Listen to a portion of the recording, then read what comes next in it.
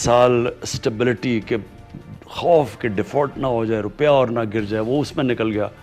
दूसरा साल हम रिफॉर्म के ऊपर आए, कोविड आ गया 6 महीने, वो एक बड़े मुश्किल फेज से गुजरे। उसके बीच में हमारे जो इंटरनेशनल हिंदुस्तान की जो इनकी एग्रेसिव अप्रोच, पाकिस्तान को ब्लैक लिस्ट करवाना है, हमारे के कैंपेन उन्होंने पूरी चलाई। हो गया, उनकी तो एक्सपर्टीज़ नहीं है। तो आप क्या करेंगे? मसलन आप जो भी फील्ड से लेके आएंगे वो ब्लू चिप कंपनी है, दुनिया बाहर काम करते हैं वो, यानी वो है। अब अगर आपने उस तरह की एक्सपर्टीज़ लेनी है तो कुछ तो उसकी कनेक्शंस होंगे ना। लेकिन अगर आप ये कहें कि जी क्योंकि वो डिस्क्वालीफाई, आप किसी को ला ही नहीं सकते। तो देयरफॉर आपको हर एरिया में स्पेशलिस्ट चाहिए। हमें अगर आप मेरे से पूछें 2 साल में मुझे जिधर सबसे ज़्यादा मुश्किलात आई, अब कई एरियाज़ में हमारे पास स्पेशलिस्ट नहीं है और हम दुनिया से कम्पीट कर रहे हैं। अब आपके मुकाबला दुनिया से हो रहा है। अब अगर दुनिया ने अपने आप को स्पेशलाइजेशन की तरफ ले गए और आप नहीं लेके गए, उनके अदारे आपसे बेहतर होते गए, तो आप पीछे रह जाएंगे, वो आगे चले जाएंगे। कि प्राइम मिनिस्टर साहब, आपने एक इंस्टीट्यूशनल रिफॉर्म्स का प्रोसेस भी शुरू किया था जिसमें ब्यूरोक्रेटिक रिफॉर्म्स भी थे, जुडिशल रिफॉर्म्स उसका हिस्सा है, पुलिस रिफॉर्म्स उसका हिस्सा है। ये एक तो रिफॉर्म्स इन पेपर शुरू हो गए हैं और इम्प्लीमेंटेशन की तरफ हम इन जाता देखेंगे। और आपके जितने इनिशिएटिव्स हैं, क्या उसमें ब्यूरोक्रेसी ने आपके साथ कोऑपरेट किया है उसे इम्प्लीमेंट करने में, या ब्यूरोक्रेसी खुद एक बहुत बड़ा हर्डल रही है 2 साल में? देखिए, ब्यूरोक्रेसी ने तो कोऑपरेट, जो डॉक्टर इशरत हैं उन्होंने ब्यूरोक्रेसी की रिफॉर्म्स के ऊपर पूरी तैयारी, बड़ी अच्छी चीज़ें सामने लेके आए हुए हैं। उनकी इम्प्लीमेंटेशन फेजेस में हो रही है, कई कानून चेंज करते जा रहे हैं, कई जगह पर रेजिस्टेंस आती है, हर जगह स्टेटस को रेजिस्ट करता है, ये इसमें कोई शक नहीं है। लेकिन हमें इतनी ज़्यादा इस वक्त ब्यूरोक्रेसी रेजिस्टेंस नहीं है। हमें प्रॉब्लम ये होता है कि जब एक चेंज आता है तो उसके अंदर और भी प्लेयर्स इन्वॉल्व होते हैं कि मिनिस्ट्रीज़ के अंदर से कई दफ़ा मिनिस्टर्स रेजिस्ट करते हैं कि हमारे पास ये मसलन ये डिपार्टमेंट्स मेरे पास हैं, और सारों को पकड़ लेते हैं कि मेरे तो ख्याल में कि ये थोड़े डिपार्टमेंट्स हों, उनको मैं बेहतर चलाऊँ, बेहतर है, बजाय कि हम ज़्यादा। सो एनीवे वो तो रेजिस्टेंस आती है। देखिए, ब्यूरोक्रेसी के अंदर इसको जो मुझे सबसे बड़ा प्रॉब्लम हुआ है वो ये है कि वो साइन नहीं करते लोग। अनफॉर्चुनेटली नैब का अब ऐसा खौफ ब्यूरोक्रेसी में आया हुआ है कि हमें हर जगह हमारी चीज़ें डिले होती जाती हैं। वो डरते हैं कि कई जगह उनका वो हमने जो ऑर्डिनेंस लेके आए थे वो लैप्स कर गया, नैब का ऑर्डिनेंस, उसमें प्रोटेक्ट किया था ब्यूरोक्रेट को कि प्रोसीजर के ऊपर ना करे, जिधर उसने पैसे बनाए हैं उसके ऊपर आए।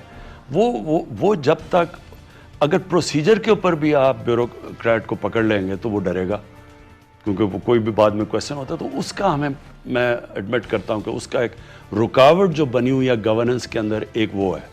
दूसरा, बिजनेसमैन मसद शीरीन मज़ारी है, वो हर चीज़ कैबिनेट के अंदर उनकी कंट्रीब्यूशन, सानिया निश्तर है, एक रूल पढ़ के आते हैं, तो इसकी बड़ी कंट्रीब्यूशन होती है कैबिनेट में। तो जो मिनिस्ट्री परफॉर्म करती है वो खुद ही स्टैंड आउट होनी शुरू हो जाती है। 2 साल के अंदर मैं एवेल्यूएशन अब कर रहा हूँ। असल में हमारा पता क्या है, हम पहला साल स्टेबिलिटी के खौफ के डिफ़ॉल्ट ना हो जाए, रुपया और ना गिर जाए, वो उसमें निकल गया। दूसरा साल हम रिफॉर्म के ऊपर आए, कोविड आ गया 6 महीने, वो एक बड़े मुश्किल फेज से गुजरे। उसके बीच में हमारे जो इंटरनेशनल हिंदुस्तान की जो इनकी एग्रेसिव अप्रोच, पाकिस्तान को ब्लैक लिस्ट करवाना है, हमारे के कैंपेन उन्होंने पूरी चलाई। ऊपर से हमें बड़ी दफ़ा ख़तरा था कि इन्होंने आज़ाद कश्मीर, अभी भी है कि आज़ाद कश्मीर में फॉल्स फ्लैग ऑपरेशन ना कर दें, क्योंकि वो जैसे जैसे वहाँ जो इन्होंने इलेक्शन जीती है नरेंद्र मोदी ने, वो सारी पुलवामा के ऊपर जीती है कि पाकिस्तान को सबक सिखाया, ये किया। तो जैसे जैसे वहाँ मसले बढ़ते जाते हैं, कश्मीर में वो फंस गए हैं बुरी तरह। आर्टिकल तो रिवोक कर दिया 370, उधर उनको बंद भी कर दिया, आगे बंद गली में चले गए। अब क्या करें? तो हमें कॉन्स्टेंटली तैयारी रखी हुई है, फ़ौज भी तैयार है। हम इसके ऊपर एवेल्यूएट करते रहते हैं कि ये कुछ ना कर दें, आज़ाद कश्मीर में कोई ऑपरेशन ना कर दें कुछ। तो एक वो सारा वक्त हमारे पर प्रेशर है।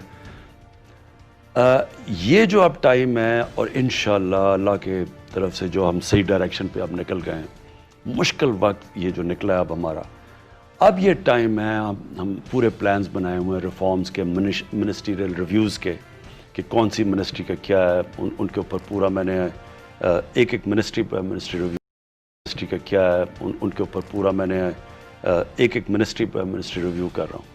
پرائم منسٹر صاحب، آپ ٹیم سلیکشن کے حوالے سے بطور sportsman and now as prime minister آپ نے ٹیم کئی دفعہ چینجز بھی کی ہیں. اپنے بہت قریبی ساتھی ہیں ان کو آپ نے کہا کہ یار نان پرفارمنگ ہے، اس کو چھوڑ بھی دیں. مزید کوئی ہم ری شفل دیکھ رہے ہیں کیبنٹ میں یا پروونسز میں؟ ایک آدھ ہو سکتی ہے، کوئی میس اس وقت میں نہیں دیکھ رہا، کیونکہ میں یہ تھوڑا ذرا اسٹیبلٹی چاہتا ہوں. دیکھیں ہماری جو گورنمنٹ آئی ہے اس کو بڑا ڈیسٹیبلائز رکھا گیا ہے. ایک تو ساری یہ جو یونین آف کرپٹ یہ پولیٹیشنز ہیں، ان کی ساری ایک یونین بنی ہوئی ہے، چاہے وہ اسلام خطرے میں ہے، چاہے وہ مہنگائی ہے، وہ سارے کچھ اکٹھے ہوئے ہیں ون پوائنٹ ایجنڈا پہ. تو انہوں نے شور اتنا مچایا، سارا وقت اسٹیٹمنٹس ٹی وی کے اوپر، وہ چیٹ شوز مذاق بنا ہوا ہے، وہ دو وہ بیٹھ جاتے ہیں، ایک ہمارا بیچارہ وہ بیٹھ جاتا ہے جسٹیفائی کرنے کے لیے. وہ اس سے ایک ماحول بنا ہوا ہے انسرٹنٹی کا. تو ایک تو وہ فائٹ کیا ہے، اوپر سے یہ جو باقی چیلنجز آئے ہیں. میں یہ چاہتا ہوں کہ تھوڑی ہماری اس وقت یہ جو ٹائم ہے، یہ موقع ہے ہماری، اب ملک کو اٹھنے کا ٹائم ہے، اکنامک گروتھ کا ٹائم ہے، نوکریاں دینے کا ٹائم ہے. جس طرح یہ کنسٹرکشن پیکج، کبھی پاکستان کی تاریخ میں اس طرح کا پیکج نہیں ملا. اس کے اثرات ہوں گے باقی انڈسٹریز میں.